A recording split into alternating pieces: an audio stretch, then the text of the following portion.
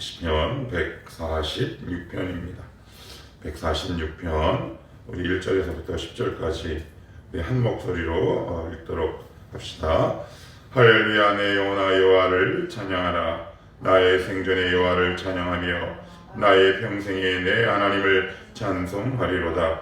교인들을 의지하지 말며 도울 힘이 없는 인생도 의지하지 말지니 그의 호흡이 끊어지면 흙으로 돌아가서 그날에 그의 생각이 소멸하리로다. 야곱의 하나님을 자기의 도움으로 삼으며 여호와 자기 하나님에게 자기의 소망을 두는 자는 복이 있도다. 여호와는 천지와 바다와 그 중에 만물을 지으시며 영원히 진실함을 지키시며 억눌린 사람들을 위해 정의로 심판하시며 줄인 자들에게 먹을 것을 주시는 이시로다. 여호와께서는 갇힌 자들에게 자유를 주시는도다. 여호와께서 맹인들의 눈을 여시며 여호와께서 비굴한 자들을 일으키시며 여호와께서 의인들을 사랑하시며 여호와께서 나그네들을 보호하시며 고아와 고아부를 붙드시고 악인들의 길은 굽게 하시는도다. 시온아 여호와는 영원히 다스리시고 내 하나님은 대대로 통치하시리로다. 할렐루야. 아멘. 어제 시편 145편은 제가 이렇게 말씀을 드렸습니다. 왕이신 나의 하나님. 이스라엘의 역대 총왕이 42명 가운데 가장 성공한 왕, 가장 후대에 이름을 남긴 왕, 명예, 권력, 물질, 용토 모든 것을 가장 최고점에 찍었음에도 다윗은 하나님을 왕이라고 얘기한다. 가능할 땐 가능하지만 손에 쥐어보면 그것이 놓기가 얼마나 어려운지 우리는 알 수 있습니다. 그러나 다윗은 소유권을 완전히 이전했다라고 말씀을 드렸어요. 말로만 한 게 아니다라고 말씀을 드렸습니다. 그래서 제가 어제 이런 비유를 드렸죠. 중개인을 데리고 부동산에 가서 자기 집 등기를 하나님께 옮기는 것에 내가 사인하고 도장을 찍은 그것이 바로 왕이신 나의 하나님. 그런데 그런 하나님이 좋은 분이다. 성경은 계속해서 말하고 있는데 왜 이렇게 우리는 좋게 느껴지지 않을까? 그 이유가 하나님과 친하지 않아서 그렇다. 이 친밀감은 하나님을 왕으로 모시는 시작이요 경외로 가는 시작이다. 제가 어제 이렇게 말씀을 드렸습니다. 그랬더니 이어서 보시면 이렇게 얘기합니다. 할렐루야 내 영혼아 여호와를 찬양하라. 시인이 지금 첫 마디부터 너무 신나서 외치고 있죠. 할렐루야 내 영혼아 여호와를 찬양하라. 2절에도 보시면 나의 생전에 여호와를 찬양하며 나의 평생에 하나님을 찬송하리로다. 그래요. 여기 보시면 생전, 나의 평생 이렇게 얘기합니다. 하나님 이제 제 남은 삶, 저의 모든 소유권을 주님 앞에 올려드렸으니 저는 주님 찬양하며 살겠습니다. 이 찬양이 어떤 사람이 나올 수 있을까요? 하나님을 깊이 인식하고 만난 사람만 가능합니다. 왜요? 그 영혼에 평안이 있으니 하나님을 찬양하는 콧노래가 절로 나올 수밖에 없다. 이분이 좋은 하나님이라는 걸 인격적으로 만났으니 콧노래가 나올 수밖에 없다. 그러면서 3절에 이렇게 시인은 권면합니다. 3절입니다. 귀인들을 의지하지 말며 도울 힘이 없는 인생도 의지하지 말지니 이렇게 되어 있습니다. 여기서 귀인이라는 말은 권력자입니다. 사람 눈치 안 보고 자유한다라는 의미겠죠. 늘 인간관계의 시작, 인간관계의 기준은 하나님과의 관계를 바르게 정립하는 겁니다. 우리는 살면서 수많은 인간관계 속에서 살아가죠. 어떤 사람은 그 인간관계를 멀리하기도 하지만 어쨌든 자기만이 세운 자기만의 관계 틀들이 있습니다. 나보다 힘센 사람도 있고요. 권력과 명예를 더 쥔 사람도 있습니다. 그러나 그 사람으로부터 내가 자유하게 되는 거죠. 그 사람이 있든 없든 나는 당당하고 자유로운 겁니다. 왜 그렇다? 친한 하나님을 만났기 때문에 그렇습니다. 이 하나님이 나에게 어떤 분인가 분명한 자기 인식이 있으니 눈치 볼 이유가 전혀 없는 겁니다. 하나님을 제대로 만난 사람일수록 사람의 눈치를 보지 않고 당당할 뿐더러 동시에 겸손하죠. 당당과 겸손이 어떻게 양립할 수 있겠습니까?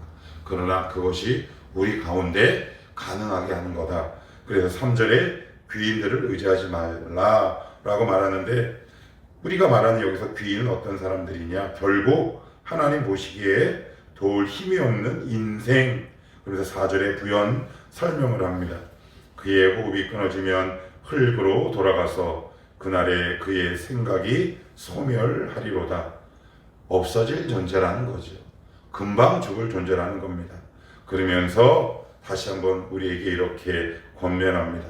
5절은 같이 한번 볼게요. 시작. 야곱의 하나님을 자기의 도움으로 삼으며 여호와 자기 하나님에게 자기의 소망을 두는 자는 복이 있도다. 아멘. 여기 보시면 하나님이라고 하지 않고 아니면 만군의 여호와 하나님 이거나, 야곱이 이름이 두 개가 있어요. 첫째는 야곱, 둘째는 이스라엘.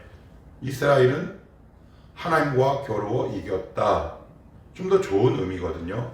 그런데 하나님은 야곱의 하나님이다 라고 얘기합니다. 이게 무슨 말일까요? 무슨 말일까요? 이스라엘이 아니고 연약하고 못난 자의 아버지다 라는 얘기입니다. 어제 이 말씀을 이렇게 묵상하는데 참 기운이 나더라고요. 그래서 여러분, 변화하려고 애쓰지 마셔야 합니다. 왜요? 나는 나를 변화시킬 수 없습니다. 하나님이 나를 변화시킬 수 있어요. 하나님이 우리를 수용해줘야 우리가 변화가 가능하거든요. 근데 우리는 자꾸 내가 이스라엘을 되길 원해요. 그런데 그 결심과 그 결단은 오래가지 않습니다. 우리가 할 수 있는 일은 주님과 친해지면 됩니다. 그러면 그분이 내 안에 들어와서 우리를 새롭게 하시고 우리를 만나 주시죠. 그래서 하나님이 오늘 나는 이스라엘의 하나님이 아니라 야곱의 하나님이다. 나는 너희들의 연약함을 얼마든지 용인하고 수용할 수 있는 넉넉한 존재다 라고 말씀합니다. 만약 여기에 이스라엘의 하나님 그랬으면 우리는 하나님께 나아가기가 좀 어렵고 껄끄러웠을지 모르겠어요. 그러나 오늘 하나님은 잘난 자식이 하나님이 아니라 못난 자의 하나님이 되신다. 성경은 우리에게 이렇게 얘기하죠. 그러니 잘 보일 필요 없습니다. 하나님 앞에 변화된 모습 보여드리려고 애쓸 이유가 없어요. 변화의 시작은 그 못난 자의 하나님 앞에 가는 것으로부터 시작하고 그것이면 족합니다. 그래서 여러분, 이스라엘 되려고 애쓰지 마시고 그저 연약한 자의 하나님, 못난 자의 하나님 되시는 그 야곱의 하나님 앞에 나가는 것, 그것이 또 다른 이스라엘로 가는 첫 번째 지름길이다. 성경은 이렇게 얘기합니다. 그리고 이어서 이 하나님이 구체적으로 어떤 분이신가 이렇게 계속 증언하는데, 6절 보시면 여호와는 천지와 바다와 그 중에 만물을 지으시며 영원히 진실함을 지키시며 억눌린 사람들을 위해 정의로 심판하시며 줄인 자들에게 먹을 것을 주시는 이시로다. 그러면서 8절은 이렇게 얘기합니다. 여호와께서 맹인들의 눈을 여시며. 그래요. 여기서 맹인들은 누굴까요? 여긴 다 우리를 이야기합니다. 우리 하나님 우리 보지 못하잖아요. 그래서 하나님이 믿음이라는 안경을 우리에게 주셔서 하나님을 인식하게 되는 거죠.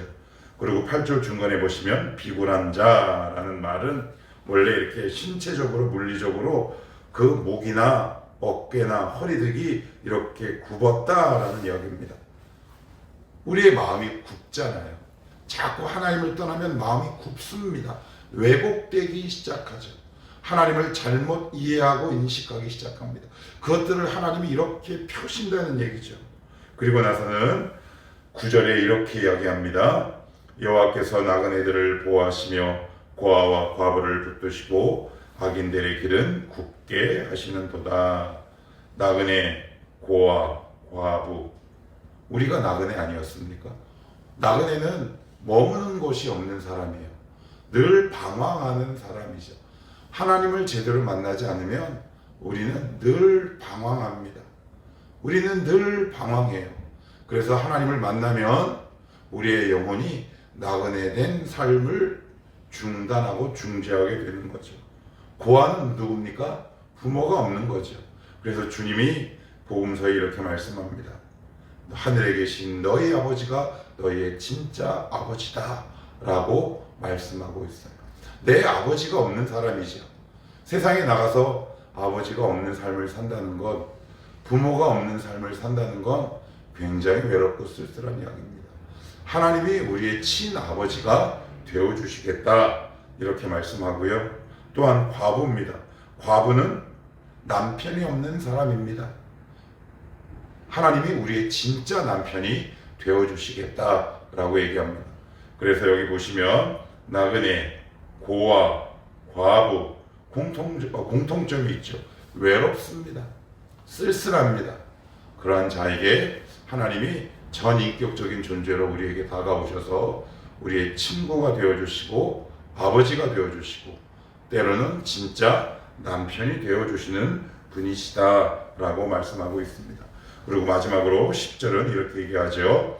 시온아 여호와는 영원히 다스리시고 내 하나님은 대대로 통치하시리로다. 할렐루야. 영원히 하나님의 통치와 하나님의 섭리는 점에 끝나지 않는다. 선으로 이어지고 결국 완성시킨다 라고 성경은 말하고 있습니다. 우리는 하나님 앞에 일시적으로 나가죠. 변덕부립니다. 어느 날은 기도하다가 어느 날은 마음이 확 다치기도 합니다. 변덕투성이죠. 그러나 하나님은 그럼에도 불구하고 우리의 야곱의 하나님, 연약한 하나님으로 우리 앞에 여전히 계신다.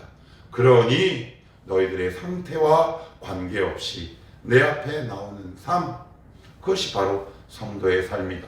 그러한 삶이 우리의 인생의 마지막에 할렐루야로 끝나지 않겠습니까? 오늘도 하나님은 우리를 기다리고 계십니다. 우리의 굽어진 마음을 펴시는 분이시죠. 우리의 외로운 마음을 달래시고 어르시고 만나주시는 하나님. 오늘도 우리의 굽어진 마음이 하나님 앞에 펴지시기를 축복합니다. 그래야 하나님을 제대로 알고 만납니다. 하나님 오늘도 우리의 이 구부러진 마음과 생각을 펴주셔서 하나님을 하나님답게 만나고 인식하는 오늘 아침이 되게 하옵소서. 이렇게 기도했으면 좋겠습니다. 기도합니다.